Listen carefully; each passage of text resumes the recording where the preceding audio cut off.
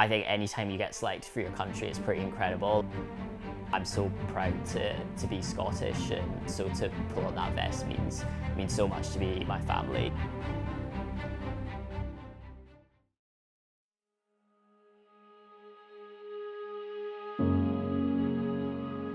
So I am Andy Fyfe. I run for Belgrave Harriers, Edinburgh AC. I train with Cottage Relocated. I focus on probably the 5K and the 10K, and I've recently been selected to run for Scotland at international level. How did you get into athletics? So I think my running journey is probably split into two parts. So like most people, when I was at school, I did a little bit of cross country. I didn't really enjoy it. I was relatively good at it. I was one of the best at my school, but it wasn't something I particularly enjoyed at the time. After that, I did a lot of football like most people, and it wasn't until I went to university that maybe I started to run a little bit more again. Then post running at university, I moved to London for work, and that's when I really kind of started to train a little bit more and think about, I'd like to maybe join a club. And that's when I joined Belgrave Harriers, and just started to train, get some structure, and just start to get faster and get addicted to the journey and just trying to be the best I can be. So that was back in 2016 that happened. And then after that, the times that I've been running have just gradually got faster and faster each year. And there's been a few kind of injuries in between all that, but we're at the point now where I'm running times that I could never have dreamed of. You mentioned your injuries. Now I was just going to go back to that, because obviously you just got back into your running, and then you obviously got hit by some big injuries. How did you feel when they happened? And obviously, do you use them as motivation to bounce back? Yeah, definitely. I think my most recent one was probably around the end of the summer 2020, and that's when my Achilles got really bad, which I think for most runners happens eventually.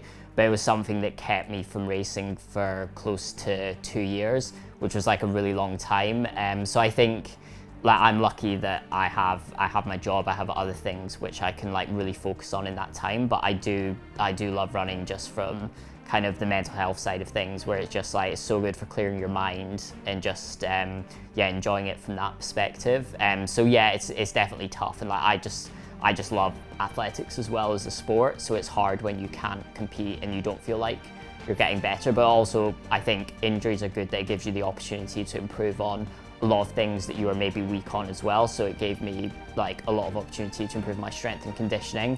And definitely when I came back from that long break, I was just so motivated to do well. So mentally being refreshed in that sense was good. And then I think I look back on it now, and it's maybe one of the best things that happened to me, because I was able to kind of reduce my times after that so quickly, because I think I was even more hungry to make that improvement after taking so much time off. So now you're at that point where you're constantly pushing barriers. Was there a floodgate moment where as soon as you beat one barrier, you sort of felt that you got a load of PBs, and then obviously got to that stage where you are now, where it's sort of the fine margins? What would you say was harder?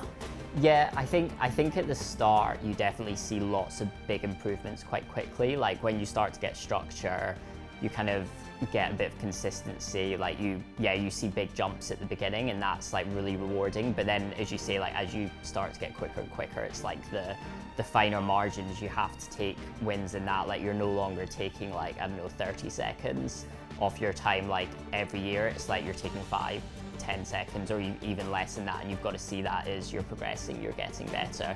And I think as well for me, at the start, it was very much focused on time. A few years ago, or maybe a bit longer than that, I was breaking 15 was such a big thing.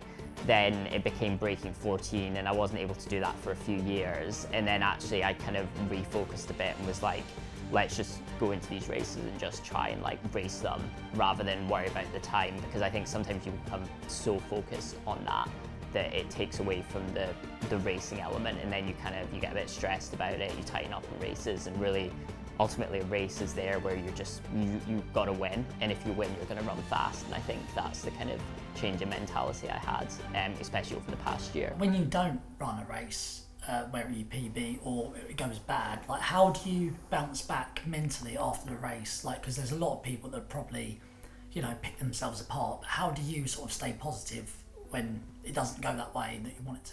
Yeah, I think a lot of it is like looking at your training and knowing if you're doing the right things, like you are going to get it right eventually.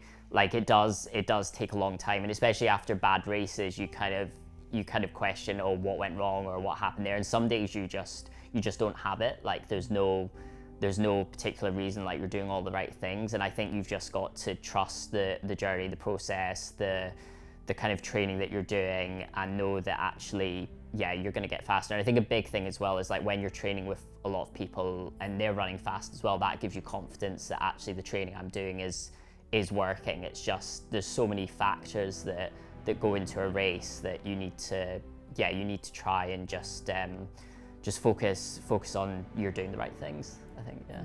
In those moments where you are running fast, it's obviously got to hurt. So like mentally, how do you keep your foot on the throttle, sort of push on? Is there any like tips or tricks you've got, or yeah, sort of go back to? Yeah, I think again, like it's changed, especially this year as I've started to run faster. Like I've just tried to, like I used to get quite hyped before races, and like I think that would take a lot of energy for me. And what I found this year is just like try to relax as much as possible, especially over a 5K. Like I think a lot of people can go out quite hard, and they don't realize how long it is, and you've just got to kind of relax, save your energy, just take the small wins, like when you move past people, like just stay positive and kind of try and split the race down as much as you can, and just like really live in the moment of the race and enjoy it, because that's why I guess I do it, is because I want to race and I want to race fast, so I really want to enjoy that. And when it gets tough, it's just knowing that it's going to end soon enough. In a few laps it'll be over with, and like we've had